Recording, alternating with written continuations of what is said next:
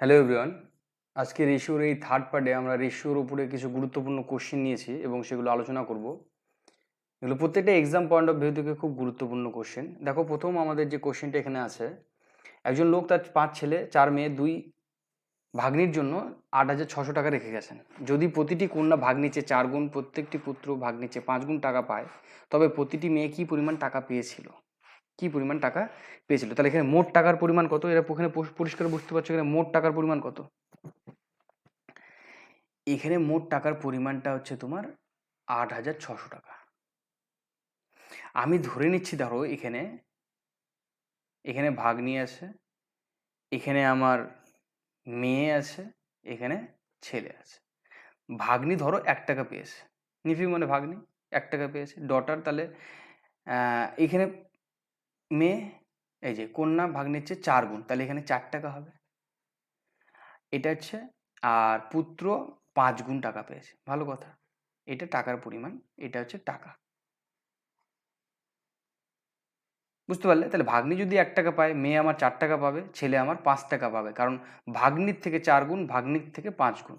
এবার কথা হচ্ছে ভাগ্নি কয়জন আছে? দুটো ভাগ্নি আছে। তাহলে দুটো ভাগ্নি যদি হয়, তাহলে 2 টাকা পাবে, 1 টাকা 1 টাকা করে 2 টাকা। এবার কয়টা মেয়ে আছে ভালো করে খেয়াল করো তো, 4টা মেয়ে আছে। আর প্রত্যেকটা মেয়ে কত টাকা করে পাচ্ছে? 4 টাকা করে পাচ্ছে। তাহলে 4টা মেয়ে যদি 4 টাকা করে পায়, তাহলে মোট টাকা কত পাবে? 16 টাকা। কারণ এগুলো প্রত্যেকটা ছেলের জন্য। এখানে কিন্তু প্রতিটি ছেলে, হ্যাঁ, প্রতিটি কথাটি লিখে দিই তাহলে ভালো বুঝতে পারবে। প্রতিটি প্রতিটি ছেলে, মেয়ে এবং ভাগ্নি, বুঝতে পারলাম। এবার বলেছে একটি ছেলে 5 টাকা পেয়ে যায়, তাহলে তোমার কয়টি ছেলে আছে এখানে? 5টি ছেলে। তাহলে 5টা ছেলে মোট কত টাকা পাবে? 25 টাকা। এটা হচ্ছে মোট টাকা, সর্বমোট টাকা। মোট টাকা হচ্ছে তোমার এটা। এবার আলটিমেটলি আমি এই যদি টাকাগুলো যোগ করি, এই টাকা যোগ এই টাকা যোগ এই টাকা, আমার মোট টাকা আসছে কত? 43। ভালো করে যোগ করে দেখো। কিন্তু আমার তো 43 মোট টাকা না, আমার মোট টাকার পরিমাণ হচ্ছে 8,600। তাহলে কত গুণ বেশি? 200 গুণ বেশি, তাই তো? 200 গুণ বেশি। তাহলে তোমাকে জিজ্ঞাসা করেছে যে মেয়ে কি পরিমাণ টাকা পাবে, প্রতিটি মেয়ে। প্রতিটি মেয়ে কত পাচ্ছিল এখানে? 4 টাকা করে। তাহলে এখানে 4 টাকা করে তো পাবে না, কত বেশি পাবে? 200 গুণ বেশি পাবে। 200 গুণ বেশি পাবে, তার মানে 800। 4 দুগুণ 800, তাহলে 800 টাকা পাবে। প্রত্যেকটা মেয়ে কত টাকা করে পাবে? 800 টাকা করে পাবে। আশা করি বুঝতে পেরেছো অঙ্কটা। তারপরে দেখো, এত টাকা, মোট টাকার পরিমাণ এত, এ বি সি এর মধ্যে এমনভাবে ভাগ করে দেওয়া হলো যাতে করে এর অর্ধেক অংশ, বি এর 1/3 সি এর 1/6 সমান হয়। ভালো কথা, এর অর্ধেকাংশ, তার মানে আমি এটা লিখতে পারি না, half of A, half of A, এর অর্ধেক অংশ, 1/3 1/3 of B equals to 1/6 of C. তাহলে আমি এখান থেকে লিখতে পারি হাফ ইন্টু এ, অফ মানে তো ইন্টু, আমরা জানি in mathematics, 1/3 into B, 1/6 into C. তাহলে এখান থেকে দেখো তো আমি A is to B is to C এর রেশিও পাবো না? তাহলে কি করলে উল্টে দিতে হবে, 2:3:6, তাই তো? 2:3:6 এর রেশিওটা হবে। এবার বলেছে মোট টাকা দেওয়া আছে 1,980, কিন্তু আমি দেখছি এখানে আমার মোট টাকাটা 11। তার মানে 11 হবে না, এর থেকে কত গুণ বেশি? ভালো করে খেয়াল করো তো, এটার থেকে কত গুণ বেশি? 180 গুণ বেশি। এবার তোমাকে জিজ্ঞাসা করেছে তাহলে বি এর কত অংশ ছিল? বি এর এখানে 3 ছিল, বি এর কি 3 হবে? 3 না হয়ে 3-এর থেকে 180 গুণ বেশি হবে। তার মানে 3 ইন্টু 180, তাহলে 540। তাহলে 540 বি এর অংশ ছিল, 540 টাকা। তারপরে দেখো, একটি হীরার দাম তার ওজনের বর্গের সঙ্গে পরিবর্তিত হয়। ভালো কথা, যদি একটা হীরাকে এত অনুপাতে ওজনের সাথে হীরাটিকে 4টি টুকরো করা হয়, তাহলে এবং যদি হীরার মূল্য এত টাকা হ্রাস পায়, তাহলে হীরার প্রকৃত মূল্য কত ছিল? মানে একটা হীরাকে ধরো 4টি টুকরোতে ভাগ করা হয়েছে, একটা হচ্ছে 1, একটা হচ্ছে 2, একটা হচ্ছে 3, একটা 4। এবার তুমি হীরাটাকে এভাবে জোড়ো, 1 + 2, 1 + 2 + 3 + 4, কত আসছে? 10 আসছে। এবার বলছে তোমার এই যে ওজন, এটাকে স্কোয়ার করো, স্কোয়ার করলে যে টাকাটা পাবে সেই টাকাটাতে তুমি ওই হীরাটাকে বিক্রি করবে। এইটা একটা পদ্ধতি।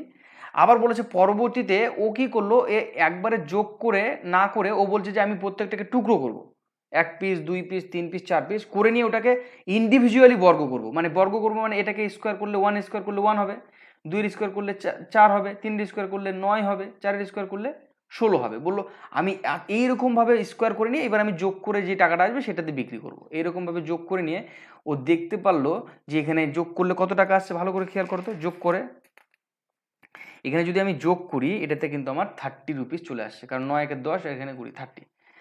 এ দেখতে পাচ্ছি এ মা আমি তো এই যখন ইন্ডিভিজুয়ালি স্কোয়ার করে বিক্রি করছি তখন কিন্তু আমার একটা লস চলে আসছে। কত টাকা? 70 টাকার একটা লস চলে আসছে। কিন্তু কোশ্চেনে বলেছে না 70 টাকা লস আসছে না, লস আসছে তোমার 70,000 টাকা। তার মানে কত গুণ বেশি আসছে? 1000 গুণ। 1000 গুণ। এইবার তাহলে বলেছে হীরার প্রকৃত মূল্য করো। হীরার প্রকৃত মূল্য তো এটা ছিল, ও তো পাকা মুখ মেরে এখানে স্কোয়ার করতে গেল, গিয়ে দেখলো যে আমার লস হয়ে গেছে। তাহলে হীরার যদি প্রকৃত মূল্য চায় তাহলে আমার এইখানে হবে হীরার প্রকৃত মূল্য 100 না হয়ে 100 থেকে 1000 গুণ বেশি, তার মানে 1 লাখ টাকা হবে। হীরার প্রকৃত মূল্য 1 লাখ টাকা। এই যে option A is our correct answer. আরেকটা অঙ্ক ঠিক একইভাবে করব। একটি ডায়মন্ডের টুকরো 2:3:5 এই 3 ভাগে ভাগ করা হলো। যদি ডায়মন্ডের মূল্য তার ওজনের বর্গের সমানুপাতিক হয়, ওই যে আবার বর্গের সমানুপাতিক স্কোয়ার করতে হবে, স্কোয়ার করে বিক্রি করবে, তবে ডায়মন্ডের মূল্য কত টাকা হ্রাস পাবে। এবার কত টাকা হ্রাস পেয়েছে সেটা বের করতে বলেছে, আর এবার মূল্যটা দেওয়া আছে, অরিজিনাল মূল্যটা। তাহলে প্রথমে আমার যেটা ছিল নর্মাল যে ডায়মন্ড সেটা এরকমভাবে বিক্রি হচ্ছিল যে 2:3:5, এটাকে যোগ করে নিয়ে আমি কত পাচ্ছিলাম 10, এটাকে স্কোয়ার করে নিয়ে যেটা আসছিল মানে 100 টাকায় বিক্রি করছিল। ও বললো না আমি করবো না, আমি আগে স্কোয়ার করব তারপরে বিক্রি করব। ও স্কোয়ার করলো, 2-এর স্কোয়ার 4, 3-এর স্কোয়ার 9, 5-এর স্কোয়ার 25। বললো এইবার আমি যোগ করে বিক্রি করব। এইবার যোগ করে বিক্রি করতে গিয়ে ও দেখলো যে আমার এখানে যে টাকাটা আসছে সেটা হচ্ছে তোমার 38। বলছি এ মা এ তো লস খেয়ে গেলাম। কত টাকা লস খেয়ে গেল? 62 রুপিস। 62 রুপিস। কিন্তু ওখানে বলেছে আমার যে মানে প্রকৃত মূল্য, দেখো ডায়মন্ডের প্রকৃত মূল্য কত ছিল? 2 লাখ টাকা। কিন্তু আমি এখানে ডায়মন্ডের প্রকৃত মূল্য কত? 100 টাকা পেয়েছি।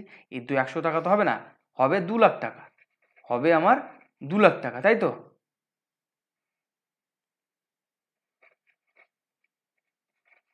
তাহলে কত গুণ বেশি? 2000 গুণ বেশি। তাহলে এখানে যে কতটা হ্রাস পেয়েছে? 62। তাহলে 62 হবে, 62 না হয়ে এর থেকে 2000 গুণ বেশি হবে। তার মানে 12400, 1,24,000 এই টাকাটা কিন্তু টোটালে হ্রাস পাবে, ক্ষতি হয়ে যাবে আর কি। এ বি সি এর ব্যয়ের অনুপাত 16:12:9, তার সঞ্চয় যথাক্রমে আয়ের এত% হয়। যদি তাদের সঞ্চয়ের পরিমাণ এত টাকা হয় তবে বি এর বেতন কত? এটা ধরো এ, এটা বি, এটা সি। এখানে 16, এটা 12, এটা 9। এটা তোমার কি? এক্সপেন্ডিচার মানে খরচা দেওয়া আছে এখানে। এইবার এখানে দেখো আয়ের মানে সঞ্চয় করছে কতটা? 20%। দেখো আমি এখানে ইন্ডিভিজুয়ালি যদি বের করে নিতে চাই 20% মানে 20/100, তাহলে কি আসবে 1/5। আবার যদি 25-এর বের করে নিতে চাই তাহলে কি আসবে? এটা 1/4। আবার 40%-এর যদি আমি বের করে নিতে চাই তাহলে এটা কত আসবে? ভালো করে খেয়াল করো তো, 2/5। তার মানে এখানে ভালো করে খেয়াল করো, এখানে তাদের সঞ্চয় যথাক্রমে তাদের আয়ের এত%, মানে আয় যদি 5 টাকা হয় তাহলে সঞ্চয় হয় তোমার 1 টাকা। বুঝতে পারলাম নিশ্চয়ই? আয় যদি 5 টাকা হয় সঞ্চয় 1 টাকা, কারণ এখানে দেখো বলেছে তাদের সঞ্চয় তাদের আয়ের এত%। তার মানে এইটা হচ্ছে তোমার আয়, এই যে 5 টাকাটা দেখছো এটা তোমার আয়। এই আয়ের মধ্যে থেকে তুমি কত টাকা সঞ্চয় করছো? 1 টাকা। তাহলে তোমার 1 টাকা যদি সঞ্চয় করো তাহলে ব্যয় কত টাকা হবে? এখান থেকে পরিষ্কার বুঝতে পারছো এটা তোমার ব্যয় হবে 4 টাকা। 4 টাকা তোমার ব্যয় হবে। আবার তুমি যদি 1/4 নাও, তুমি 4 টাকা ধরো তোমার আয়, তুমি ব্যয় করছো 1 টাকা, তাহলে তোমার সঞ্চয় করছো 1 টাকা, ব্যয় হচ্ছে তোমার 3 টাকা। কারণ ওপরেরটা তো সঞ্চয়, এই যে উপরেরটা সঞ্চয় করছো আয়ের রেসপেক্টে, সঞ্চয় করছো আয়ের রেসপেক্টে। এইটা হচ্ছে নিচেরটা আয়, এটা হচ্ছে নিচেরটা ইনকাম, আর এইটা হচ্ছে সেভিং, এটা হচ্ছে সেভিং উপরেটা। তাহলে এইটা কি হচ্ছে আমার? এটা কিন্তু আমার এক্সপেন্ডিচার হয়ে যাচ্ছে। একটা ইয়ে থেকে আমি কিন্তু 3টে জিনিস পাচ্ছি, উপর এটা আমার সেভিং, এইটা আমার ইনকাম, আর এইটা আমার এক্সপেন্ডিচার। ঠিক একইভাবে এইটা আমার এক্সপেন্ডিচার আসছে, খরচা। এখানে যদি 2/5 করি মানে 5 টাকা যদি তোমার আয় হয় তাহলে সঞ্চয় হচ্ছে কত? 2 টাকা। তাহলে তোমার যে মূল যে ব্যয়টা তাহলে কত হচ্ছে? নিশ্চয়ই 3 টাকা। 3 টাকা ব্যয় হচ্ছে জন্য তোমার 2 টাকা সঞ্চয় হচ্ছে। কিন্তু এগুলোতে বলা আছে যে এইখান থেকে এইখানে যে সঞ্চয়ের পরিমাণটা এটার থেকে এটার কত গুণ বেশি? 4 টাকা, 4 গুণ বেশি। এইটার থেকে এটা সঞ্চয়ের কত মানে ব্যয়টা কত গুণ বেশি? 4 গুণ বেশি। এখান থেকে এই ব্যয়টা ভালো করে খেয়াল করো 3 গুণ বেশি, কারণ এটাও তোমার ব্যয়, এটাও তোমার ব্যয়, এটাও তোমার ব্যয়। এখানেও ব্যয় পেয়েছি 4 টাকা, এখানেও ব্যয় পেয়েছি 3 টাকা, এখানেও ব্যয় পেয়েছি 3 টাকা। তাহলে এই ব্যয়ের থেকে এই ব্যয়টা কত গুণ বেশি? 4 গুণ। এই ব্যয় থেকে এই ব্যয় কত গুণ? 4 গুণ বেশি। এই ব্যয় থেকে এই ব্যয় কত গুণ বেশি? 3 গুণ বেশি। তাহলে আমি আলটিমেটলি এখানে দেখতে পাচ্ছি, মোট যে সঞ্চয়ের পরিমাণটা, সেই সঞ্চয়ের পরিমাণটা এটা 5 টাকা না হয়ে 5 টাকার 4 গুণ হবে। এটা 4 টাকা না হয়ে 4 টাকার 4 গুণ হবে। এটা 5 টাকা না হয়ে 5 টাকার 3 গুণ হবে। কারণ দেখো 3 গুণ 4 গুণ 4 গুণ করে পরিবর্তন না। তাহলে তুমি এটাকে যদি ক্যালকুলেট করো, এখানে পাবে 20, এখানে পাবে 20, এখানে পাবে 16, এখানে পাবে 15, তাই তো? আমি এখানে আরেকবার লিখে নিচ্ছি। এখানে আমার যেটা আয় মানে যেটা আমার সঞ্চয় হচ্ছে, এটা এই যে ইনকাম, সেটা আমার কত হবে? ইনকাম, ঠিক আছে? ইনকামটা কত? তাহলে 20, 16, 15, ঠিক আছে? ইংলিশটাতে পড়বে, বাংলাতে হয়তো একটু মিস্টেক আছে। ইনকামটা বের করতে বলেছে। এবার দেখো ইনকামটা আমি পেয়েছি, এটা হচ্ছে আমার ইনকাম, কারণ নিচেরটা বলেছিলাম তোমাকে ইনকামে দেখো লিখে রেখেছি আইএন ইনকাম। তাহলে নিচেরটা ইনকাম, আমি এগুলো পেয়ে গেলাম, কিন্তু প্রত্যেকটার ইনকাম এ বি সি এগুলো কিন্তু ইনকাম। তাহলে এখানে টোটাল ইনকাম কত আসছে তুমি যোগ করে দেখতে পাচ্ছ 51, কিন্তু বলছে না তোমার টোটাল ইনকাম হচ্ছে 1530। কত গুণ বেশি ভালো করে খেয়াল করো তো, এটা হচ্ছে 30 গুণ বেশি না? তোমাকে জিজ্ঞাসা করেছে যে বি এর স্যালারি কত, বি এর ইনকাম কত, বি এর ইনকাম এখানে দেওয়া আছে 16 না হয়ে এটা থেকে কত গুণ বেশি হবে? নিশ্চয়ই 30 গুণ বেশি হবে। তাহলে অ্যান্সার হয়ে যাবে 480। এইটাকে কিন্তু এই জায়গাটা এই জায়গাটাতে কিন্তু ভালো করে বুঝতে হবে। তুমি আরেকবার ভিডিওটা পজ করে সামনে গিয়ে দেখবে, আশা করি তুমি বুঝতে পারবে ভিডিওটি। কোশ্চেন নাম্বার 6 দেখো। কোশ্চেন নাম্বার 6 যেটা বলেছে, কোশ্চেন নাম্বার 6 তোমাকে যেটা বলছে সেটা হচ্ছে 2013, 2014, 2015 সাল, ঠিক আছে? 2013, 2014, 2015 সাল।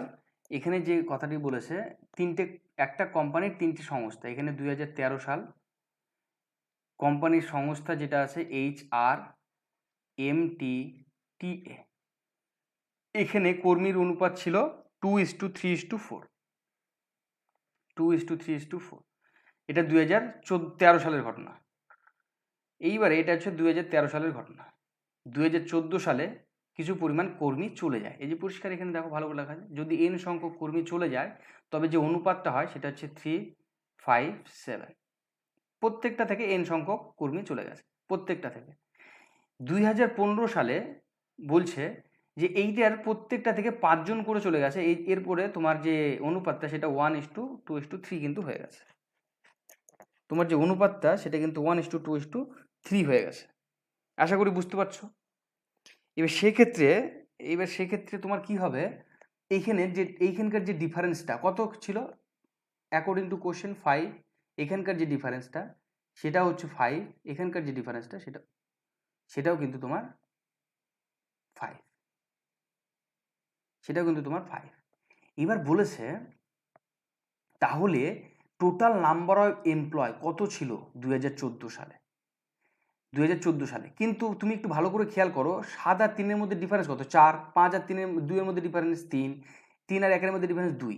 কিন্তু এখানে বলেছে এই ডিফারেন্সটা সমান হতে হবে 5, 5, 5। তাহলে আমাকে কি করতে হবে? এরকম যদি থাকে তাহলে আমি এখানে দেখো কি করতে হবে, এরকম যখন থাকবে 7, এদের মধ্যে ডিফারেন্সটা কত? 2। এদের মধ্যেও ডিফারেন্সটা দেখো 2।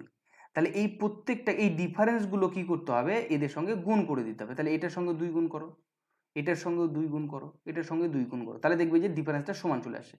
1-এর সঙ্গে 2 গুণ করলে কত হবে? 1-এর সঙ্গে 2 গুণ করলে 2, 2-এর সঙ্গে 2 গুণ করলে 4, 3-এর সঙ্গে 2 গুণ করলে 6। তাহলে আমার কিন্তু এইটা পরিবর্তন হয়ে গেল, এইটা কিন্তু পরিবর্তন হয়ে গেল। এইবার ভালো করে খেয়াল করে দেখো, এদের যে ডিফারেন্সটা 3 আর 2 এর ডিফারেন্স কত? 1। 5 আর 4 এর ডিফারেন্স কত? 1। 7 আর 6 ডিফারেন্স করো, দেখো তো 1। তার মানে এখন দেখো ডিফারেন্সগুলো সব সমান এসছে। কিন্তু কোশ্চেনে বলা আছে তোমার যে ডিফারেন্সটা সেটা 1 নয় 5। কত গুণ বেশি? 5 গুণ বেশি। তাহলে কোশ্চেন বলেছে 2014 সালে তোমার মোট এমপ্লয় ছিল 5 3 8 আর 7 15। 15 জন তো হবে না, 15 থেকে কত গুণ বেশি হবে? নিশ্চয়ই 5 গুণ বেশি হবে। তাহলে 5 15 75। তাহলে তোমার 2014 সালে মোট কর্মীর সংখ্যা ছিল 75 জন। 75 জন, এইটা হচ্ছে আমাদের সঠিক অ্যান্সার। আচ্ছা, তারপরে আরেকটা অঙ্ক দেখো, তাহলে বুঝতে পারবে একই অঙ্ক, এই কারণে আমি দুটো নিয়েছি। HR, আর একবার ভালো করে দেখো, MT আর একটা হচ্ছে TA, তিনটে সংস্থা। 2013 সাল কর্মীর সংখ্যা ছিল প্রথমে 7 6 8। 2014 সালে সেটা এসে দাঁড়ালো কত? দাঁড়িয়েছে 7 9 11, তাই তো? 7 7 9 11। 2015 সালে এসে দাঁড়িয়েছে 3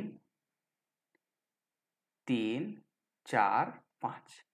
এবার বলেছে প্রত্যেক এই যে এদের মধ্যে যে ডিফারেন্সটা সেটা কত? 3 করে। ভালো করে কোশ্চেন খেয়াল করো, এটার মধ্যে ডিফারেন্সটা 3 করে।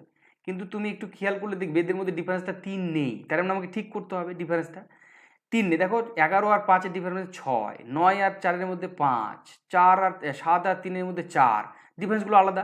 তাহলে সমান কিভাবে করতে হবে? আবার একই বুদ্ধি, দেখো যে এদের মধ্যে ডিফারেন্স কত। এদের মধ্যে ডিফারেন্স আমি আবার দেখছি 2, এদের মধ্যে ডিফারেন্স আবার দেখছি 2। তাহলে এটার সঙ্গেও 2 গুণ করতে হবে, এটার সঙ্গেও 2 গুণ করতে হবে, এটার সঙ্গেও 2 গুণ করতে হবে। আমি 2 গুণ করে দেখছি যে এটা 6 হয়ে গেল, এটা 8 হয়ে গেল, এটা 10 হয়ে গেল। এবার দেখো এদের যে ডিফারেন্সটা 1, আবার দেখো এটার যে ডিফারেন্সটা এটা কিন্তু এখন 1, এইটার যে ডিফারেন্সটা এটা কিন্তু এখন 1। দেখো সমান হয়ে গেছে। কিন্তু কোশ্চেনে বলেছে ডিফারেন্সটা 1 নয়, ডিফারেন্সটা হচ্ছে 3, তার মানে 3 গুণ বেশি, 3 গুণ বেশি। তাহলে কোশ্চেনে বলেছে যে 2014 সালে তোমার মোট এমপ্লয় কতগুলো ছিল? 7 9 আর 11, টোটালে এসে দাঁড়াচ্ছে 27। কিন্তু 27 তো হবে না, 27-এর থেকে কত গুণ বেশি? 3 গুণ বেশি, 81। তাহলে 81 is our result. Option B is the correct answer. এইবারে দেখো 8 নম্বর কোশ্চেন, পৃথিবীর জল ও জমি ও জলের অনুপাত, মানে আমাদের পৃথিবী তো স্পেশালি দুটো জিনিস দিয়ে তৈরি, জমি আর জল। তাহলে প্রথমে এটা ধরো আর্থ, এটা কিন্তু খুব ইম্পর্টেন্ট এটি কোশ্চেন। আর্থ, এখানে ল্যান্ড ইজ টু ওয়াটার, এটা কত দেওয়া আছে? 1:2। এইবারে দেখো আমাকে দুটো পার্ট বলেছে, একটা হচ্ছে নর্থার্ন পার্ট আর একটা বলেছে সাউথার্ন পার্ট, এটা সাউথার্ন পার্ট। এইবারে কথা হচ্ছে দুটো পার্ট, একটা ওয়ার্ল্ডের দুটো পার্ট, তাহলে সমপরিমাণ, এখানে কিছু জিনিস থাকবে, এখানেও কিছু জিনিস থাকবে, সমপরিমাণ জিনিস থাকবে। তাহলে এখানে ল্যান্ড আর ওয়াটার, এখানে অনুপাত বের করতে বলেছে, ঠিক একইভাবে এখানেও ল্যান্ড আর ওয়াটারের অনুপাত বের করতে বলেছে। সেক্ষেত্রে এখানে 2:3 কিন্তু অনুপাতটা দেওয়া আছে, এখানে কিন্তু 2:3 অনুপাতটা তোমার দেওয়া আছে। তাহলে আমাকে কি করতে হবে? এমন একটা সংখ্যা তৈরি করতে হবে গোটা পৃথিবীতে, যাতে করে আমি একেও কিছু দিতে পারি, মানে সমানভাবে ভাগ করে দিতে পারি একেও। দেখো প্রসিডিওরটা কি, এখানে মোট নর্থার্ন সাইডে ল্যান্ড আর ওয়াটার তুমি যদি যোগ করে দেখো, তোমার যে পুরো পরিমাণটা সেটা কিন্তু 5। কিন্তু তুমি পৃথিবীতে যদি পুরো পরিমাণটা যোগ করে দেখো সেটা কিন্তু 3। তাহলে তো এখান থেকে ক্যালকুলেশন করা মুশকিল, কারণ 3কে তুমি দুটোর ভাগে ভাগ করবে কি করে? আবার আমি দেখছি যে নর্থার্ন পার্টে 5 অলরেডি হয়ে আছে। তাহলে কি করতে হবে? এইখানে যে নাম্বারটা আসবে সেটা নর্থ হতে পারে সাউথ, সেটাকে ডবল করে দাও। তাহলে 5-এর ডবল কত? 10। 10 দিয়ে এটাকে গুণ করো। এটাকে যখন তুমি 10 দিয়ে গুণ করবে, তার মানে স্বাভাবিকভাবে এটাকেও তোমার 10 দিয়ে গুণ করতে হবে, এটাকেও তোমার 10 দিয়ে গুণ করতে হবে। তাহলে আলটিমেটলি আমি এখান থেকে কি পাচ্ছি? আমার যে ল্যান্ডটা সেটা হচ্ছে 10, আমার যে ওয়াটারটা সেটা হচ্ছে 20, আর টোটাল যেটা আছে সেটা হচ্ছে 30। বোঝা গেল?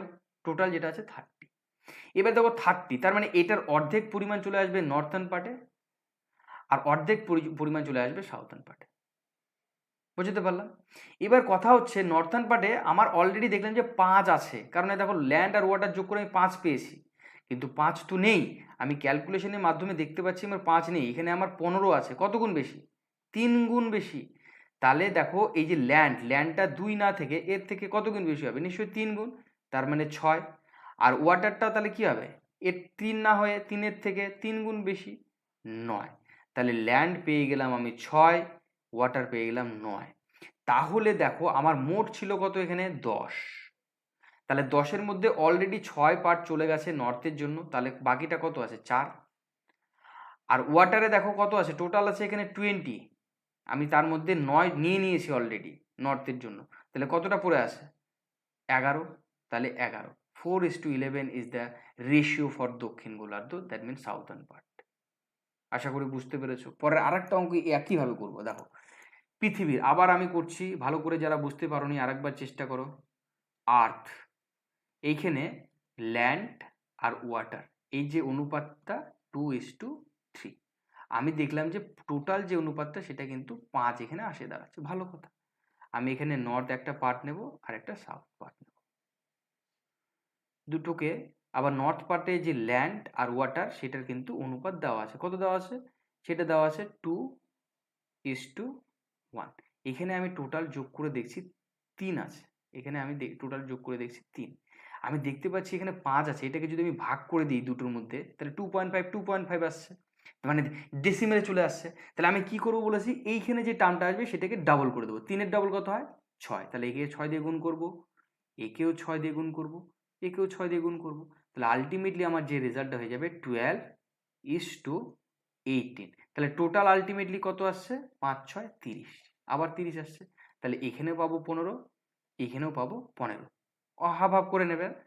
এইবারে দেখো, কিন্তু আমি দেখেছি নর্থার্ন পার্টে আমার টোটাল 3 আসছে, কিন্তু 3 তো হবে না, 15 আসতে হবে। কত গুণ বেশি আসতে হবে, 5 গুণ। তাহলে দেখো এখানে ল্যান্ডটা 2 না হয়ে এর 5 গুণ হবে, তার মানে 10। এখানে 1 না হয়ে 1-এর 5 গুণ হবে, তাহলে এখানে 5। এবার আমার টোটাল কত ছিল ল্যান্ড 12, 12-এর মধ্যে অলরেডি 10 চলে গেছে, তার মানে কত করে আছে 2, তাহলে 2 হবে।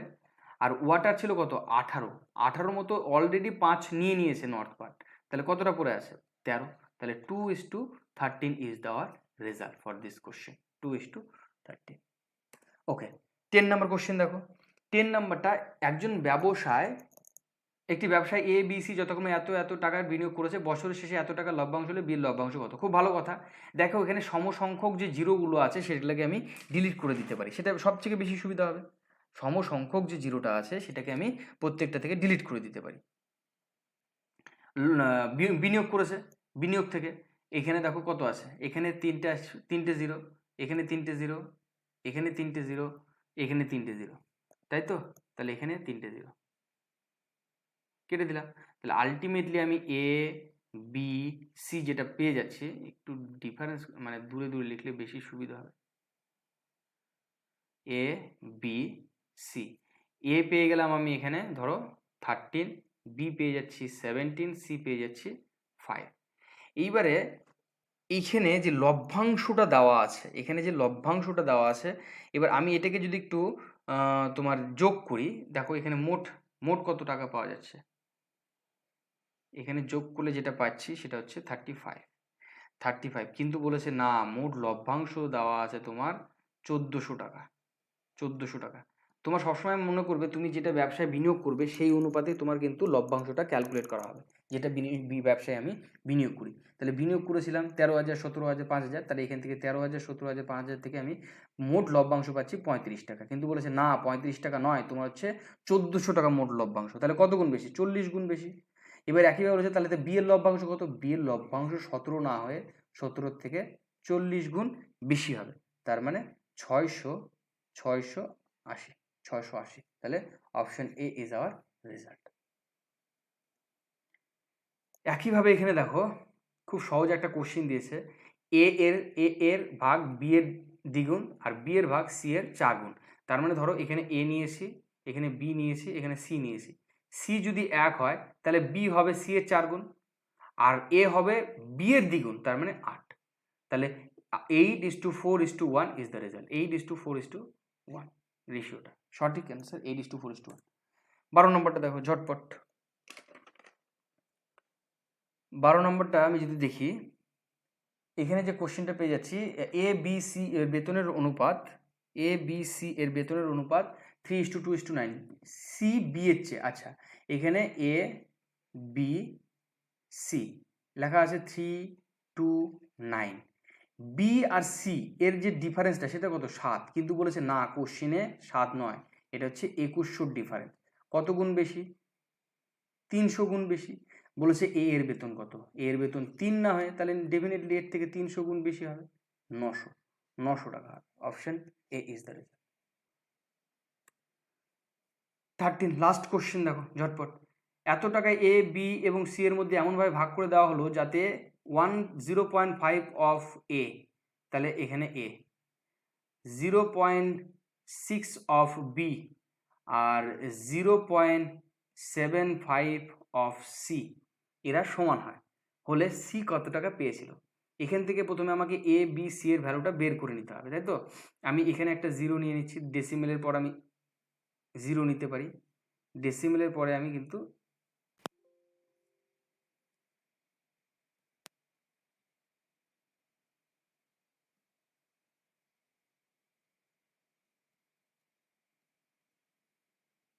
দেখো আমি লাস্ট একটা অঙ্ক আছে, এটা করব আমি অঙ্ক। এখানে দেখতে পাচ্ছ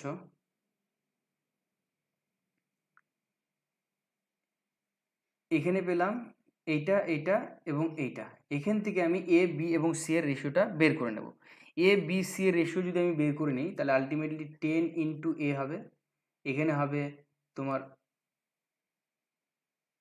হবে তোমার 12 ইন্টু বি, এখানে হয়ে যাবে তোমার 15 ইন্টু সি আফটার ক্যালকুলেশন। এবার দেখো এইটা এইটা এইটা আমরা যদি এলসিএমটা নিই, আমরা এলসিএমটা কিন্তু 60 পেয়ে যাবো, তাই তো? তাহলে আমাকে এ এর ভ্যালুটা এমনভাবে নিতে হবে যাতে করে 60 দেয়, বি এর ভ্যালুটা এমনভাবে নিতে যাবে যাতে করে 60 দেয় প্রত্যেকে। তাহলে এ এর ভ্যালু আমি নিয়ে নিলাম 6, বি এর ভ্যালু আমি নিয়ে নিলাম 5, সি এর ভ্যালু আমি নিয়ে নিলাম 4। তাহলে আমি এখান থেকে কি লিখতে পারবো? A is to B is to C কত? 6 is to 4 is to sorry, this one will be 5, 6 is to, that is 6 is to 5 is to 4, 6 is to 5 is to 4। এবার বলেছে এখানে টোটাল যে অ্যামাউন্টটা সেই অ্যামাউন্টটা কত আসছে? 15, কিন্তু বলেছে না 15 না, এটা কিন্তু 1740। কত গুণ বেশি ভালো করে দেখো তো, 1740 এটা থেকে কত গুণ বেশি? 116। তাহলে বলেছে যে সি কত টাকা পেয়েছিল? সি 4 টাকা না পেয়ে এর থেকে কত গুণ বেশি পাবে? 116। এটার যদি আমি ক্যালকুলেট করি কত আসবে? 4 6 4, 4 6 4, এখানে বারবার করে ভুল হচ্ছে, 4 6 4। টেকনিক্যাল কিছু প্রবলেমের জন্য লাস্ট স্লাইডটা আমাকে এইভাবে করতে হলো। আচ্ছা ঠিক আছে, দেখতে থাকো শিখতে থাকো ততক্ষণ পর্যন্ত। Take care, thank you.